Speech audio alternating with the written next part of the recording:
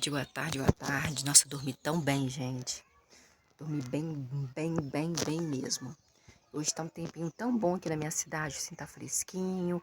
Espero que você também tenha dormido bem, que você tenha tido sonhos. Eu não sei se eu tive sonhos. Eu dormi tão bem que eu acho que eu nem tive pesadelo. Eu não tive pesadelo e nem sonhos. Então, assim, passei um dia bem, tranquilo. Não vendi, mas também não me importo. Acho assim, tem contas para pagar? Tenho, mas acredito que tudo na vida, sabe? Eu sou uma pessoa que eu não gasto, não sou a pessoa que gasta, eu só tô pão duro até demais. Acredito que eu sempre poupo para este momento, para um momento difícil, para um momento que eu não vendo, para um momento que as vendas estão baixas. Eu nunca conto com o dinheiro que não está na minha mão. E eu espero que você também faça isso, porque você fazia aí uma conta muito grande, mensal. Claro, tem a conta de água, tem a conta de luz, tem a comida, mas a comida você pode relevar, porque o que você pode fazer? Você come um arroz, você come um feijão. Eu me lembro, gente, eu acho que eu já contei aqui para vocês. Eu trabalhava numa empresa que vende móveis e eletrodomésticos. E tinha uma senhora que ela comprou uma televisão. E quando eu mandei cobrar ela, que na verdade ela e a vizinha foram lá comprar juntas. Uma comprou um rádio, um aparelho de som, e a outra comprou uma televisão. Aí elas trocaram de carnê, porque ficou na conta a da televisão, que era a vizinha mais nova. Elas trocaram, pegaram a televisão, a senhorinha pegou a televisão e pegou o carnê dela no nome da vizinha e começou a pagar. A outra vizinha que pegou o aparelho de som que a senhora comprou, que estava no nome da vizinha dela, a senhorinha, não pagou, né? Prestar nome é uma coisa difícil. E essa senhora foi lá e falou assim: olha, eu não vou pagar, porque eu já paguei a televisão. Eu falei: minha senhora, aqui não está escrito que a senhora comprou televisão, não. Aqui está escrito que a senhora está devendo um aparelho de som no nome da senhora. Ela falou assim: não, aí me explicou o caso, que ela tinha trocado com a vizinha, tanto de eletrodoméstico como de carnê, de nome, né? Aí eu falei: meu Deus do céu, senhora, só não pode ter feito não, que ela não pagou no nome da senhora. A senhora pagou tudo no nome dela, deixou o nome dela limpo e o da senhora tá sujo. Aí ela virou e falou assim: olha, se alguém for lá em casa para pegar essa televisão, eu vou pegar um facão e eu vou matar. Porque eu comi porque foi dividido em 12 meses, um ano para ela pagar. Eu passei um ano sem comentar com os meus vizinhos que eu estava comendo só macarrão com ovo, macarrão e ovo todos os dias. Então, quando você tem uma dívida para pagar, você pode fazer o sacrifício de comer arroz, feijão, um arroz, uma macarronada todos os dias, né?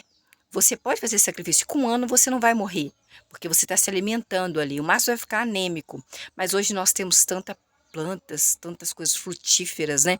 Então, assim, eu sou muito cautelosa com essas coisas de dívida, de pagar os outros, de ficar devendo. Então, assim, eu não sou assim. Eu só compro aquilo que eu tenho condição de comprar e pagar na hora. O máximo que eu compro é remédio na farmácia, é a água, é a luz para pagar, assim, agora eu estou dividindo o cartão para pagar, infelizmente, né? De 2 meses, 3 meses, alguma coisa assim que eu vou comprar no supermercado, porque eles vão me dar desconto. Aí eu sei que vou ter condição de pagar, igual dá 300, divide 300 no cartão de crédito no supermercado, dá 150, né, e tal. E nisso vamos economizando, né, para não virar uma bola de neve aí, porque se for toda hora no supermercado e dividir, quando você vai ver, você vai estar devendo aí 10 mil reais, 20 mil reais só de coisas de comida, né?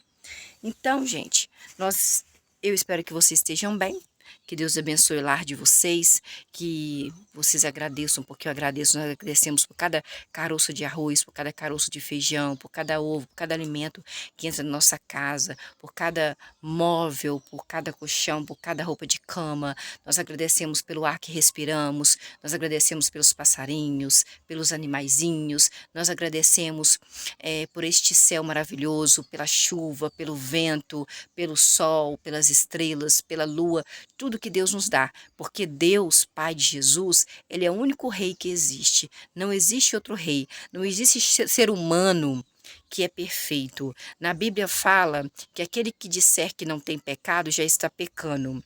Jesus, quando veio, ele disse: no mundo tereis aflições, tenha bom ânimo, porque Jesus venceu o mundo, porque Jesus passou por aflição. Jesus não andava de carruagem, Jesus não andava de Corolla, Jesus não andava de Hilux, Jesus não andava de Ferrari, Jesus andava a pé, Jesus não tinha uma casa própria para ele, Jesus comia na casa dos outros de favor, bebia também. Jesus pregava sentado num monte, sentado em qualquer lugar, não era num trono, igual tem muitos pastores que fazem tipo um trono para eles e colocam lá na frente. Jesus não era assim centralista. Jesus, ele fala sobre humildade, sobre ser humilde, e isso nós vamos aprender aqui. Eu hoje até comentei com a vizinha minha hoje de manhã que o mal do ser humano é ir na igreja e prestar atenção no pastor, mas não perguntar a ele aonde ele tirou aquilo que está falando, que você quer ver na Bíblia. Porque isso daqui, gente, é a verdade. A verdade não é o que eu falo. A verdade é quando eu digo para você, estou em 2 Samuel, capítulo 9, versículo 1. E você vai pegar a sua Bíblia e vai conferir que o que eu estou falando realmente está na sua Bíblia. Se é verdade. Pode mudar algum nome, mas o sinônimo é o mesmo. Você pode ir lá no tradutor, você pode ir no Google Dicionário e você vai ver que é a mesma palavra. Então, nós não temos que confiar não é no ser humano. O ser humano é falho. É falho. Pode ser pastor, pode ser... Você viu o rei Davi? Saul, rei Saul, ungido de Deus, não falhou com Deus. O povo de Deus, que Deus tirou do Egito, mandando pragas, 7 pragas. Deus, um povo que Deus escolheu para adorar somente a Ele, não quis outros deuses, não fez até um bezerro de ouro, enquanto Moisés estava lá no monte. Então, como pode, né? Nós acharmos que nós, seres humanos normais, nossa, cheios de pecado, somos alguma coisa. Então, assim, o povo de Israel pecou, o povo de Israel, o povo de Deus, que Deus escolheu para adorar Ele, que é os israelitas. Vou falar para vocês, gente, nós temos que entender a Bíblia, nós temos que ler. Você não pode confiar só no que o pastor fala. Claro, todo mundo puxa farinha para o seu lado.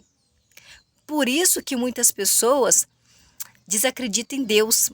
Na verdade, gente, não é Deus que é o culpado, é você mesmo. Não é nem o pastor que está pregando, nem é o padre. Entendeu? Apesar que eu já fui na igreja católica, o padre pega muita coisa da Bíblia mesmo, e lá tem um papelzinho que você vai olhando quais os versículos que estão. Então, assim, para falar a verdade, mas é você que acredita em muita coisa e não lê isso aqui, ó. Você deixa no Salmo 91 e acha que é ele que vai te... Gente, eu tenho uma raiva disso. Tem gente que abre a Bíblia, deixa a Bíblia aberta e acha que é a Bíblia que vai salvar ela de qualquer coisa. Acha que a Bíblia não é Deus, Pai de Jesus, dono desse céu aí, que vai me ajudar, que vai me levantar, que vai me dar... Não. E tem gente que acha também que o bem material, né? Eu tenho um carro, uma Ferrari. Eu tenho uma mansão de 20 quartos. Eu sou a mulher mais bonita do mundo. Isso, ela acha que isso é para sempre. E nada é para sempre. Por quê? Porque nós vamos morrer. Nós vamos deixar tudo por aí. E nós não sabemos quando nós iremos vir a falecer. E outra coisa... Gente, eu vejo tanta casa bonita na minha cidade e que já foram bonitas, né? Aí você vai vendo aquela tinta caríssima, né? Sherwin Williams, outra aí que compraram para passar na casa, mandaram fazer, desbotando. Aí eu começo a olhar e falo assim, quando eu tô andando de carro, né? Quase não saio de casa. Aí quando é à noite a gente vai dar uma voltinha com a mãe, igual hoje, por exemplo, né? Se Deus permitir, porque tudo é permissão de Deus.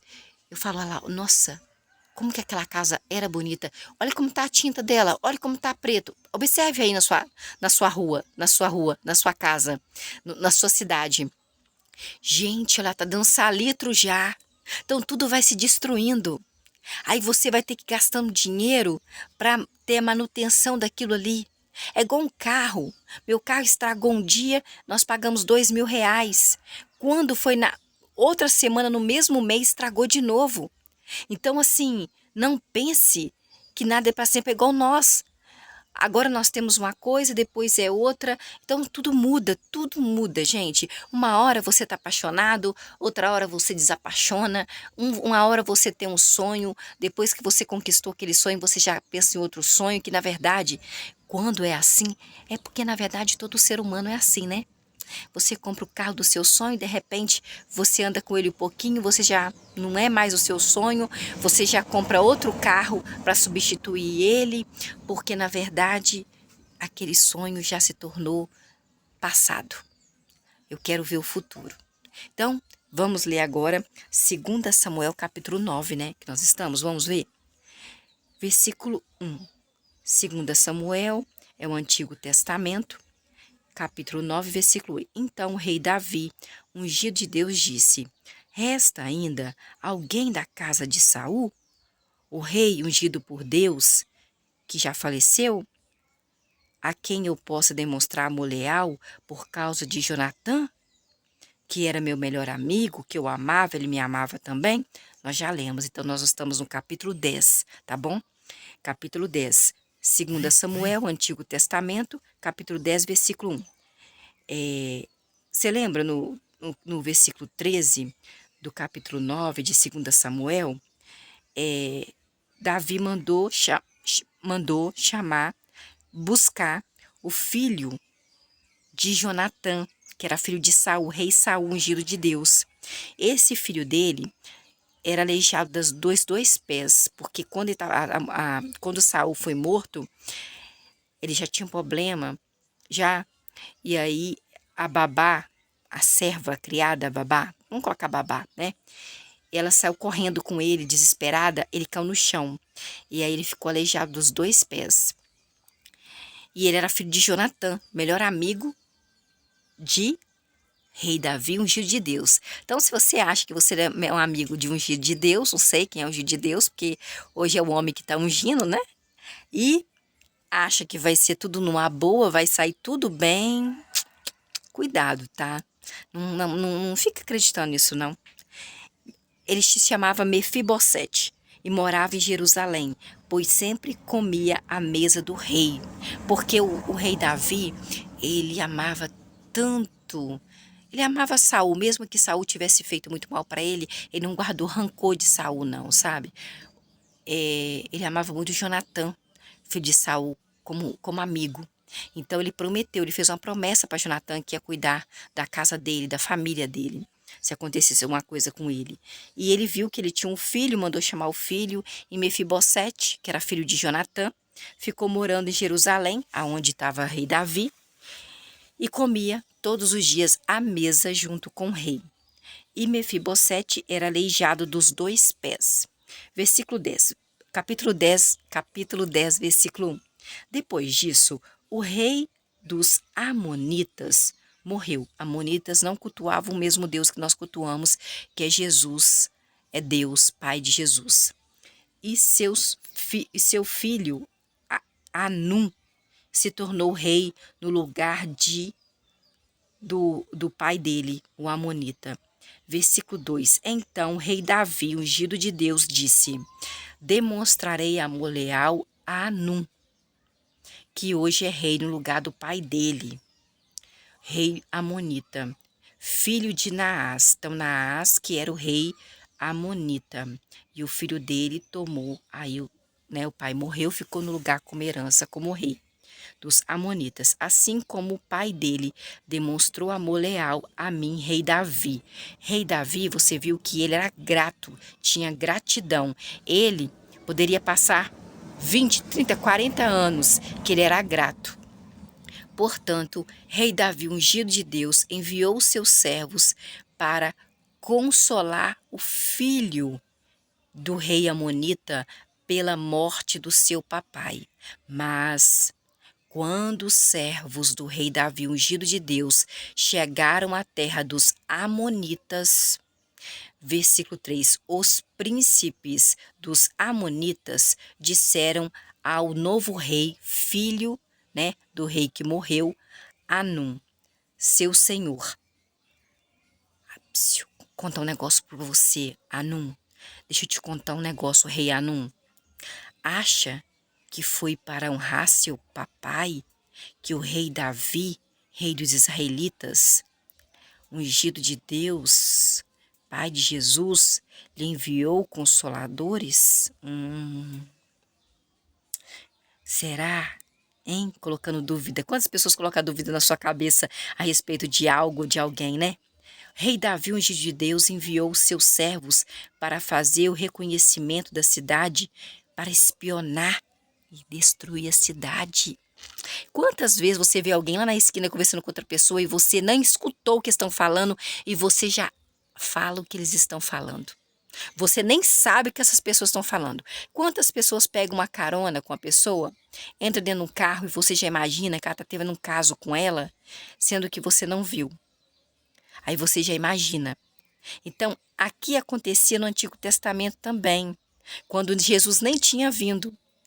Olha para você ver, o rei Davi, ungido de Deus, tinha, né, uma dívida para ele, era uma gratidão enorme com o rei amonita que tinha falecido. O filho dele não conhecia essa gratidão.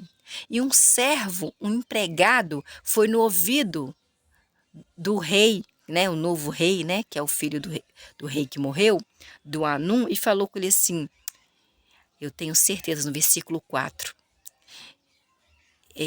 que o rei Davi, o rei dos israelitas ali, ungido de Deus, pai de Jesus, ele mandou esse pessoal vir aqui, ó, os servos dele, empregado dele, espionar e destruir a sua cidade. Não sabia de nada. Versículo 4. Então, Anum, rei, né, que ficou no lugar do pai dele, pegou os servos de Davi, no versículo 4, raspou um lado da barba deles e cortou suas roupas pela metade, na altura das nádegas. Depois os mandou embora, de volta para o rei Davi. Que, gente, como desde sempre existe isso, né? A pessoa imaginar uma coisa, falar para a pessoa e a pessoa acreditar porque é fraca, né? Gente, a gente só pode falar com aquilo que a gente vê. Só o que a gente vê, não o que os outros falam. Mas infelizmente, né, a gente não aprende, né? Eu sou daquelas, eu sou meio que assim, cética, sabe? Eu sou meio assim, não acredito em tudo, não, acreditava. Eu tenho que vir para crer, sou igual São Tomé, vir para crer. Então vamos lá, no versículo 4, então o rei Anum pegou os servos do rei Davi ungido por Deus, raspou um lado da barba deles e cortou suas roupas, as roupas dos servos do rei Davi, pela metade, na altura das nádegas. Depois os mandou embora de volta para o rei Davi, ungido de Deus. Versículo 5. Quando contaram isso, os servos do rei Davi, ungido de Deus, contaram isso ao rei Davi, ungido de Deus. O rei Davi, ungido de Deus, imediatamente enviou homens ao encontro dos seus servos, que tinha sido raspado metade da barba e cortado metade da roupa deles, pelo novo rei amonita, porque eles tinham sido muito humilhados. O rei Davi lhes disse: eu, rei Davi, rei dos israelitas, ungido de Deus, mando que vocês fiquem em Jericó e voltem quando as suas barbas tiverem crescidos, tá bom? Fiquem aí, não quero vocês aqui do jeito que vocês estão. Versículo 6. Com o tempo, os amonitas perceberam que tinham despertado o ódio do rei Davi, ungido de Deus. Ó, versículo 6, capítulo 10, 2 Samuel. Rei, Luciana, ungido de Deus tem ódio? Olha, o rei Davi teve ódio. Teve ódio, o rei Davi teve ódio. Versículo 6. Com o tempo, os amonitas perceberam que tinham despertado o ódio do rei Davi, ungido de Deus, ungido rei do povo que Deus escolheu para adorar ele, o povo israelita. Então, o povo amonita enviaram mensageiros para contratar 20.000 soldados da Síria, de Bet-Reob e de Zobá, e contrataram também o rei de Macá, com 1.000 homens e 12.000 homens de Istobé. Versículo 7. Quando o rei Davi, ungido de Deus, ficou sabendo disso, enviou Joabe e todo o exército, incluindo os guerreiros mais valentes.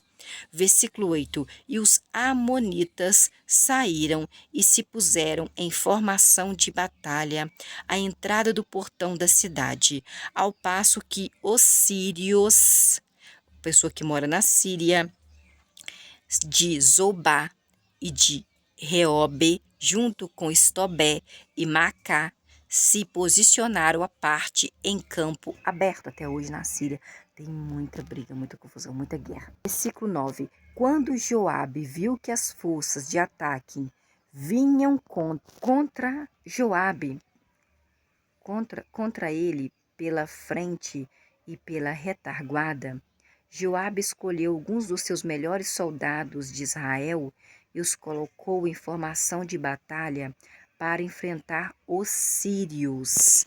A pessoa que mora na Síria, descendente deles. Versículo 10.